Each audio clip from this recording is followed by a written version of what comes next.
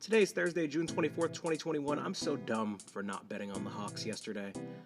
A few hours ago, a white woman told me that she teaches her children not to see color, so trust her.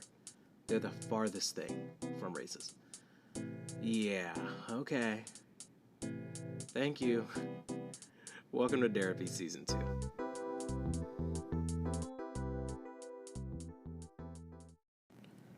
Before I talk about what I want to talk about today, Derek, why is telling your kids not to see color bad? Look, I usually don't, want to be the voice of black people.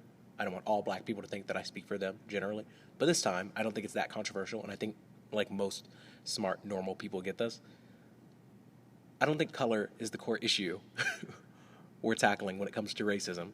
It's about recognizing that people are different and learning to appreciate them.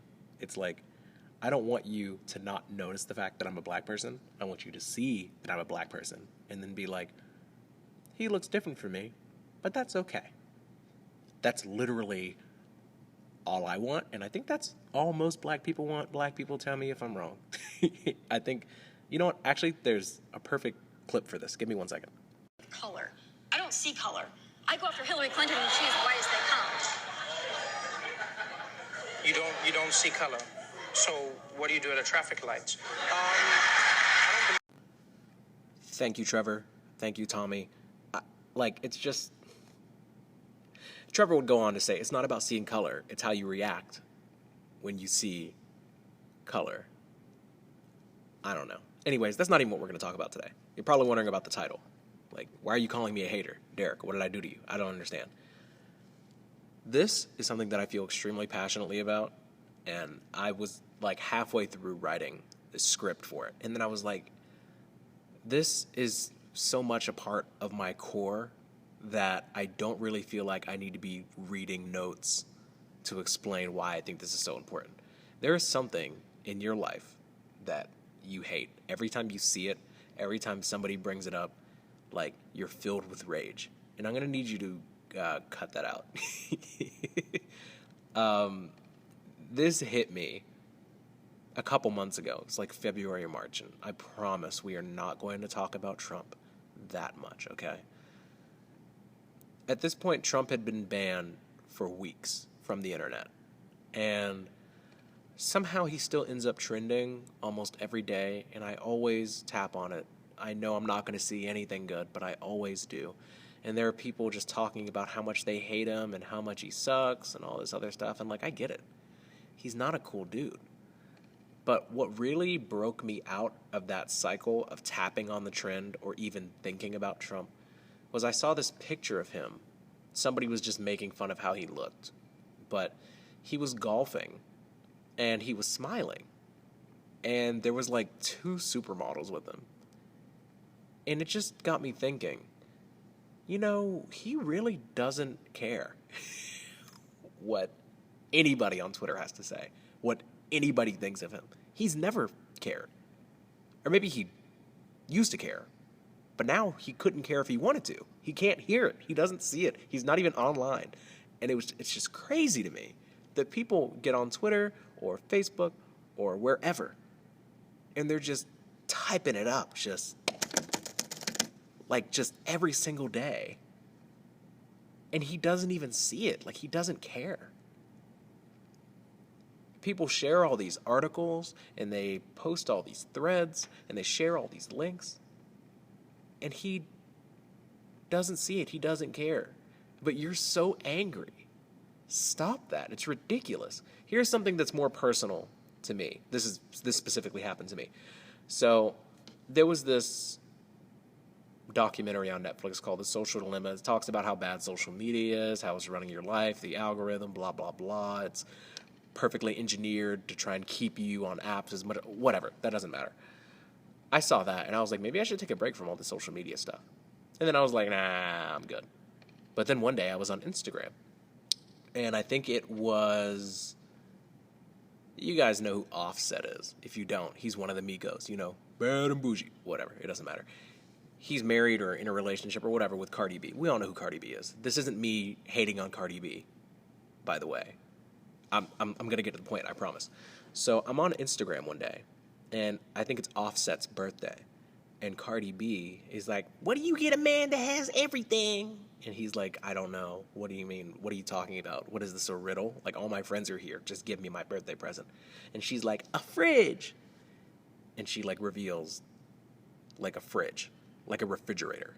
And I'm like, I don't understand this. Why am I here?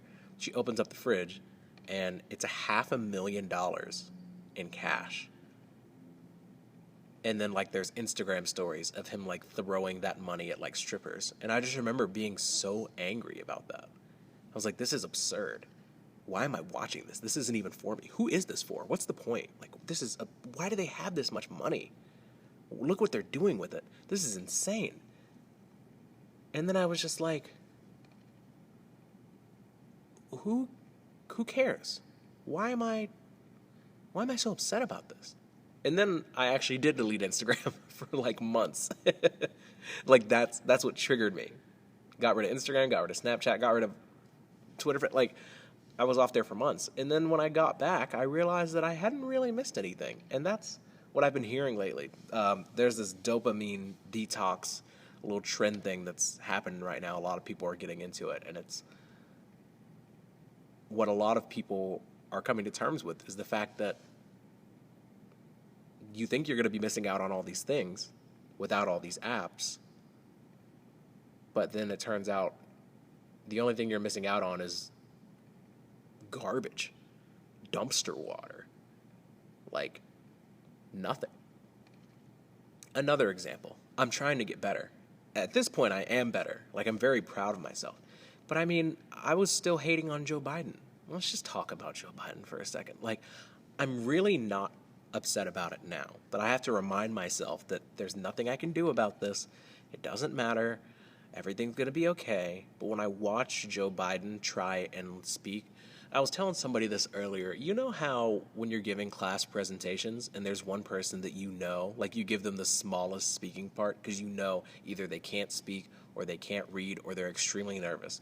And everybody in the class knows who that person is, whether they're in your group or out of your group, and like nobody wants to see them do it. They don't want to do it. The teacher knows it's going to be awful, so why do they allow it? I don't know. It seems kind of cruel, but we're all there. And that's the same feeling I get watching Joe Biden give a speech or do like a press conference. And I'm going to talk in a different session about like how we keep letting Joe Biden get away with being like way too senile to do the job. But when I used to see those videos of Joe Biden, I used to get so annoyed because everybody hates Trump and, you know, a lot of it he deserved. But the difference is that when Trump got up to speak, you're like, oh, here comes a ridiculous guy about to say a ridiculous thing. And then he would say it and you'd be like, there he goes again. And like, you wouldn't be surprised though. Joe Biden was supposed to be different. And I'd argue that he's worse. I don't want to get into, like, I'm not saying he's a worse person or anything, but, okay, before I move on from this, all I'm going to say about the Trump-Biden thing is that even though Trump was a terrible person, and we really shouldn't care about what he's doing because he hasn't been a president for 6 months, and I hate the fact that I'm even talking about it right now. I should probably cut this out, but I'm not going to. Trump was making a fool out of himself all the time, but at least other countries knew that he was just crazy enough to push the button if he needed to. You know what I'm talking about. I'm not going to elaborate on that. The government's probably listening. But Joe Biden, not only is he just as embarrassing to watch try and speak, but he doesn't even give other countries that same sense of like, you know what the hell's going on. Like, don't mess with us. So, whatever. But again, I'm not upset about that. Here's the message I'm trying to convey today. I talk to people, different people, every single day, and everybody is so mad about something.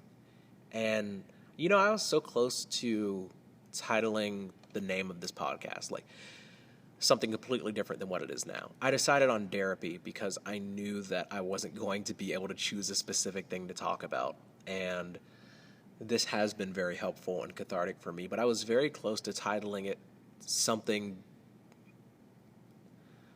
to do with being a hater and the things that we hate. Like, one of the titles, like, I'm serious, it was in my notes.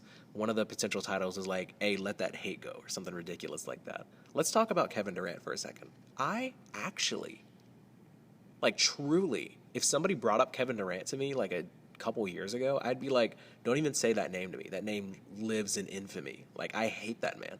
I hated Kevin Durant. He has no idea who I am. He'll never know who I am. But he played for my favorite team. They were up 3-1. I'm not going to go over why I hate Kevin Durant. Like, if you know about basketball, you know why a fan of the Oklahoma City Thunder might hate Kevin Durant. I'm not going to get into it. But I had to come to terms with the fact that this man has not actually done anything to me. He's just doing what he thinks is best for his life, and I'm just sitting here hating, holding on to this hate. And for what? People that like hate LeBron doesn't know who you are. And he's actually not even a bad person. But we use this word, hate. Like, even the people that hate Trump or whatever. You think he wakes up every day, like, trying to screw with you? Like, he doesn't know you. He's just a bad dude on his own. He's not, I don't think he's going out of his way trying to destroy America or the country or whatever. And I don't think Joe Biden's doing that either. And I don't think Kevin Durant is waking up like, oh man, how can I ruin Derek's day today? I think I'm going to switch basketball teams. Like, I think it's just my fault for spending so much time on Twitter. And it seems like the only things that trend are bad things. It's always like, look what this person did. They're bad. I was talking to this dude yesterday, and he said this news article popped up where Michael B. Jordan was being accused of cultural appropriation because of he was coming out with this like champagne or something, and he titled it something that people were upset about. And I'm just like, I can't believe people are angry about that. People really just log on to the internet just looking to get pissed off about stuff, and that just baffles me. I don't get it at all. But the internet's not real. You know how I know it's not real? Like, if you only hung out on Twitter or Facebook or whatever, you would think that the Democrat nominee for president would be Bernie Sanders. You take a Twitter poll of everybody. Like, well, Bernie Sanders is going to smoke Joe. Joe sucks. Still does. But Twitter's not real. The internet's not real. You could see a tweet get like 300,000 likes and you're like, oh my God, everybody thinks that. No, they don't. No, they don't. And it's just baffling to me that we can go through our lives getting upset about things that are happening across the country, in different countries, to people we've never met or never heard of. And look, I'm not trying to say, like, don't be a sympathetic or empathetic person. Like, watching George Floyd die under the knee of a police officer should upset you. You should be angry about that. You should want somebody to be held accountable. But there's a lot of things that are out of our control, and we just have to come to terms with the fact that most of the things that are upsetting you have nothing to do with you. You can't do anything about them, and the people that you might be upset with probably don't even feel the way that you do.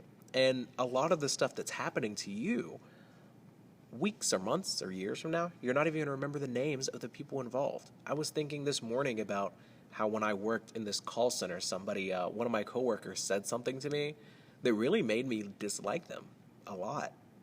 But I don't even remember their name. I sat right near them every day for like months. And what they said really did upset me. But now, like, it really doesn't matter. So, like, high school, college, your job, wherever you are, there are certain things that you can change and there are certain things that you can't. And you just have to realize that you can sit around being angry, being hateful, holding grudges, or you can let that hate go. I don't know. Please, for the love of God, share this with somebody if you think that there's something that they're holding on to that they really don't need to be. Like, if they're like holding on to like an ex or like a bad hookup, a bad date or whatever, they had a bad experience at a restaurant, like, you're really holding grudges about, okay, restaurants are different. All right, now, I'm not going to say that I hate anybody that works at a restaurant or any restaurant in particular. Like, I'm just not going to go there anymore. But sometimes, like, they would literally and figuratively leave a bad taste in my mouth. And I would hold on to that for like days or weeks and be like, I can't believe I spent my money there. I can't believe those people would treat me like that. I can't believe these people keep spam calling me. I can't believe this person cut me off in traffic. Like, dude, it's going to be okay. You're going to be okay. I'm okay. and I just hope that you can get there with me. I know that this was kind of a short one today. I just felt like I really needed to get this out there because I was just thinking about that lady that told me that she was telling her own children not to see color. And that's so stupid. And if you've told your kids that, like, I'm not trying to, like, clown you, but I'm going to need you to cut that out. If you're willing to cut that out, I'll be willing to let it go that you did that. I forgive you. It's okay, but stop doing that. Or Trevor Noah is going to make fun of you. Who else did I have hate for? I just need to get this off my chest. So, like, if I ever listen back to this, I need to make sure that I'm not still holding on to these things. And friends, loved ones, hold me accountable, please. Like, man, I really dislike Don Lemon. I think Tucker Carlson's a joke. God, Joe Rogan was saying some really stupid stuff about the vaccine. David Dobrik was being like a real nut. God, I spent so much time watching Shane Dawson videos, and I felt so betrayed when I discovered what he did. But, like, I shouldn't have given them that much attention in the first place. Like, you shouldn't be idolizing politicians or YouTube people or people on Twitter, like Chrissy Teigen and AOC or Ben Shapiro or a Joe Rogan or whoever you like whatever celebrity or influencer or musician or artist or athlete, like, these people don't know you. They don't owe you anything. They're not your friends. They're not your family. And you just gotta, I know some of you have been thinking, like, is he gonna bring up the fact that he's spent hours talking about how much hate he has in his soul for Lil Dicky? I realized right before I started recording this how big of a hypocrite I would sound. But I'm not claiming to be perfect. I'm coming to peace with the fact that Lil Dicky, David Byrd, is his own person, and even though I'm probably going to upload one last session or episode about Lil Dicky, I will not say that I hate him, because I know how to let that hate go. He doesn't owe me anything. Just because I bought his album like 7-8 years ago. Like, who cares? Like, he has his own stuff going on. I have my own stuff going on. And, yeah, I hope this helps somebody. I feel like I've just been rambling. Also, how's the sound quality? I'm in a different location today. That's not my apartment. I just wanted to, see what the vibe is like. Do you like it? Is there an echo? Whatever. I'll get out of here. I'll see you in a couple of days. Oh, wait. There was one more thing I was going to say. Nah, we'll talk hoops another day. We'll leave it. Whatever. What? Yeah, whatever. All right. Bye. This episode was made possible by Anchor. If you're listening to this episode on Spotify, please consider giving me a follow so you can be notified when I upload. If this ever ends up on Apple Podcasts, I'd really appreciate a 5-star rating if you enjoyed it. Follow me on Twitter at Derapy Podcast or Instagram at Derapy_podcast. The intro music is by my brother, Damon Buxton. Outro music is by Lobo, and cover art is by my friend Nick Johnson. Thanks for listening. This has been Derapy.